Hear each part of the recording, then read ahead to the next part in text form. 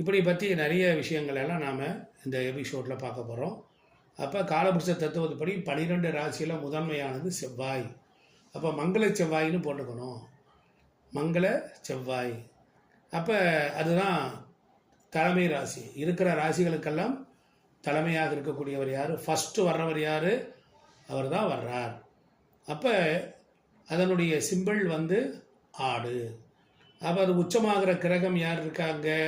சூரிய பகவான் அங்கு உச்சமடைகிறார். அந்த வீட்டில் யார் நீச்சமாகிறார்? சனி பகவான் நீச்சமாகிறார். அப்போ செவ்வாய் என்கிற மேச ராசி வீட்டில் ஒளிந்திருக்கக்கூடிய என்ன நட்சத்திரம் இருக்குது? எழுதுங்க. அஸ்வினி போட்டு அது பக்கத்தில் கேதுன்னு போட்டுக்குங்க.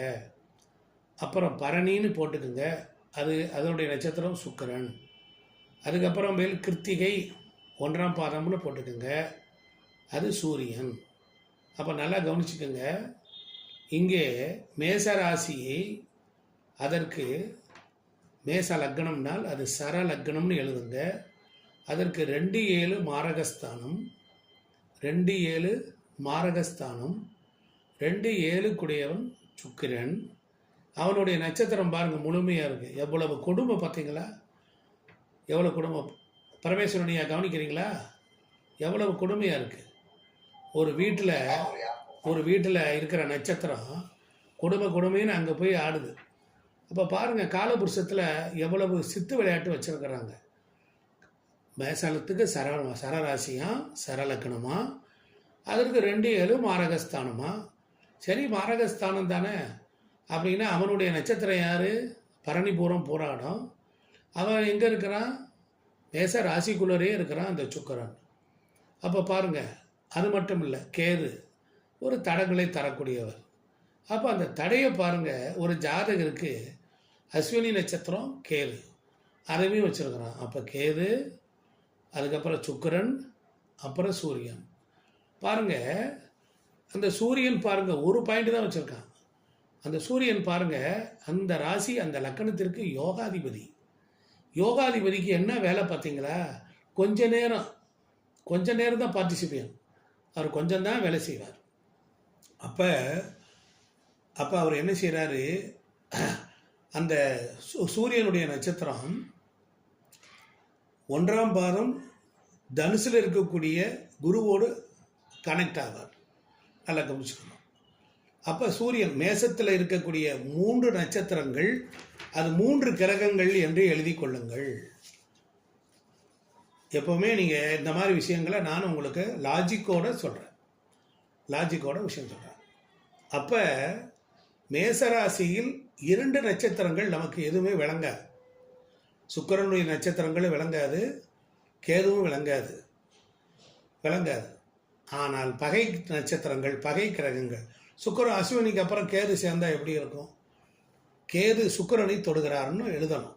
அஸ்வினிக்கு அப்புறம் வர்ற பரணி கேது சுக்கிரனை தொட்டால் கேது சுக்கிரன் இணைவு, அது செவ்வாய் வீட்டில் எப்படி இருக்கும்? செவ்வாய் வீட்டில் கேது இருக்கார். இப்போ கேது என்ன சொல்வார்? எந்த வீட்டில் இருக்கிறாரோ நட்சத்திரம் இருக்கோ அந்த பாவத்தை சுருங்க செய்வார்.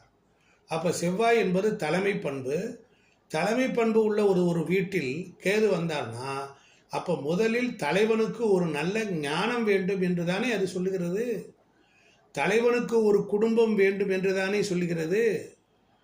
அப்போ இந்த இடத்தில் மேசராசி தலைமையாக இருந்து அங்கு கிருத்திகை நட்சத்திரத்தினுடைய 1ஆம் பாதம் மட்டும் இடம்பெற்று அந்த வீட்டினுடைய நல்ல பலன்களை சூரியனை உச்சமடைய வைக்கிறது. கவனிக்கணும். அப்போ மேசராசிக்காரன், மேச லக்கணக்காரன், அவன் மனைவி மக்களால் எந்த நன்மையும் இல்லை, அவன் வாழ்க்கையில் என்ன ஞானத்தை அடைய போகிறான் அப்படின்னா, அவன் பிள்ளைகளை வளர்த்து வாலிபம் செய்து தெய்வத்தோடு ஒன்றி வாழ்ந்து அதோடைய தன் வாழ்வை நிறைவு செய்ய வருகிறான். அப்போ மேசராசி மேச லக்கணத்துக்காரங்களுக்கு பாருங்கள், அவங்க குழந்தைகளுக்காகவே வாழ்வாங்க, தாய் தந்தையர் மேலே பாசமாக இருப்பாங்க, அவங்க கௌரவமாக இருப்பாங்க, அவங்கள்ட்ட நிர்வாக திறமை நன்றாக இருக்கும், அவர்கள் யாருடன் சேர்ந்தாலும் வளர்ச்சி அடைவார்கள் அப்படிங்கிறதெல்லாம் மறைமுகமாக மேசம். அப்போ பாருங்கள், சூரியனுடைய நட்சத்திரம் இந்த கலவை தான் அங்கே இருக்குது. அதுதான் அவங்க லைஃப் ஸ்டைல். இதை தாண்டி அவங்களால வெளியே வரவே முடியாது. புரியுதுங்களா? அது மட்டும் இல்லை, அங்கே போய் சனி பகவான் நீச்சமாகிறார்.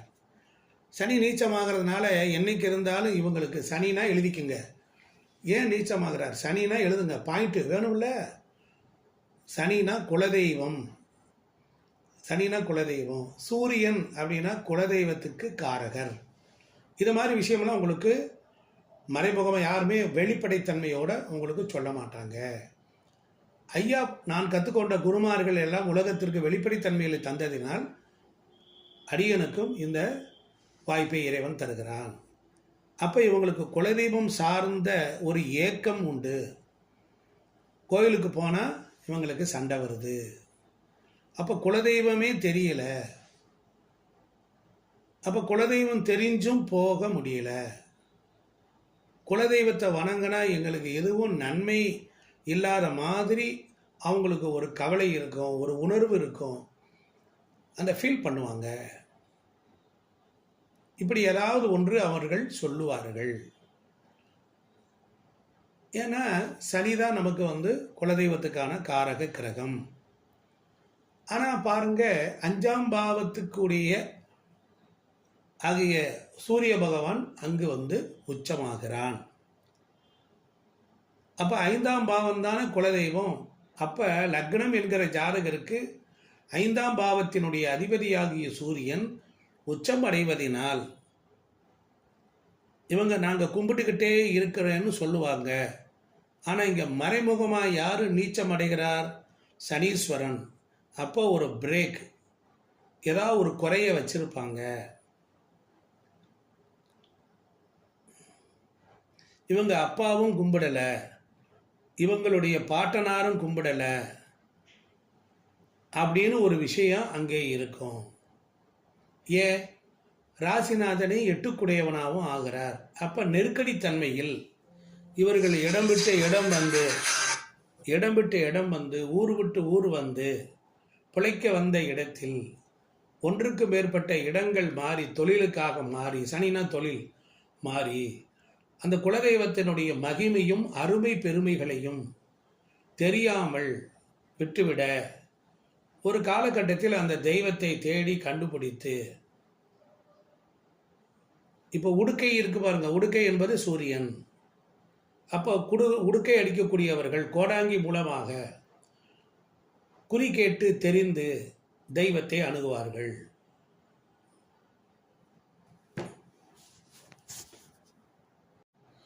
அப்போ மேசராசிக்கு இந்த சனி அப்படின்னா குலதெய்வம் அவர் நீச்சமடைகிறார், அங்கே சூரியன் உச்சமடைகிறார் அப்படிங்கிறதே இருக்குது. அப்போ ஏதாவது ஒரு வகைகளில் இவங்க வம்சாவளியில் இருக்கும்.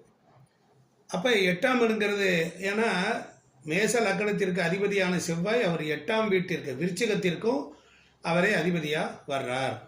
அப்போ இவங்களுக்கு இந்த செவ்வாய் 8ஆம் இடங்கிறதுனால என்ன நஷ்டம் அப்படின்னா, சேதாரம், அவமானம், கடன், நோய், வழக்கு, விபத்து, கண்டம், எதிரி, பகை அப்படிங்கிற மாதிரி மேசராசி இதை அனுபவிக்காமல் நகரவே முடியாது. இப்போ பகல் நேரத்தில் பார்த்தீங்கன்னா பிரச்சனைகள் ரொம்ப ஸ்ட்ராங்காக இருக்கும். அது காலையில் 6 மணிலேருந்து 11 மணி வரைக்கும் பார்த்தீங்கன்னா இவங்க எப்பொழுதுமே ஒரு பரபரப்பாகவே இருப்பாங்க. அப்போ மேசராசிக்காரர்களுக்கு ஒரு போராட்டம் இல்லாமல் வாழவே விடாது. இதெல்லாம் இந்த ராசியில் ஒளிந்திருக்கக்கூடிய மர்மங்கள்னு எடுத்துக்கலாம், மறைவு வித்தைகள்னு எடுத்துக்கலாம், கர்மங்கள்னு எடுத்துக்கலாம். அப்போ மேசராசிக்காரங்களுக்கு ஒரு குழந்தையை பற்றிய கவலை, ஒரு வருத்தம், அது கொஞ்சம் முன்னேற்றம் இல்லை அப்படிங்கிற ஒரு மனக்கவலை ஆள் மனதில் இருந்துக்கிட்டே இருக்கும்.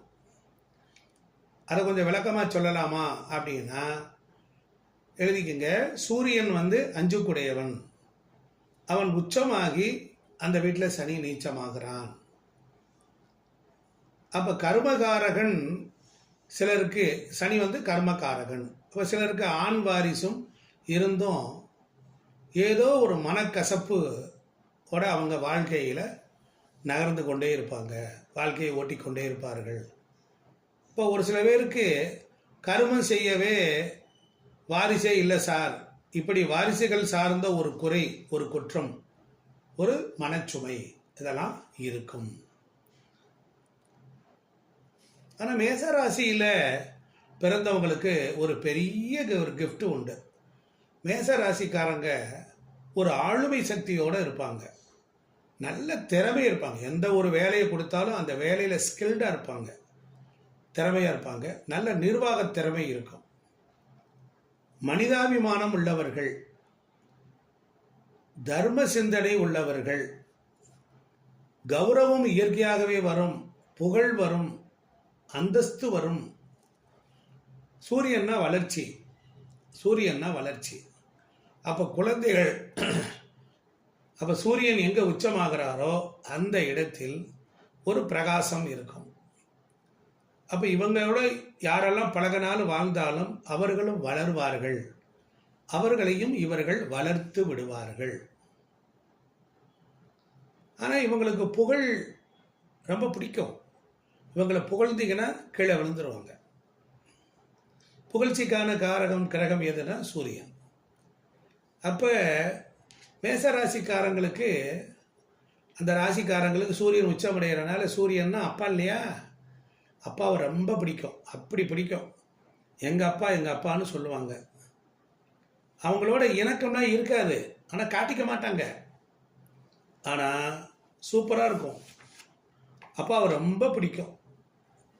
அதே இது இந்த ராசிநாதனே எட்டுக்குடையவன் ஆகிறனால, அப்போ மேசராசி, மேச லக்னம், 5 குடையவன் உச்சமாக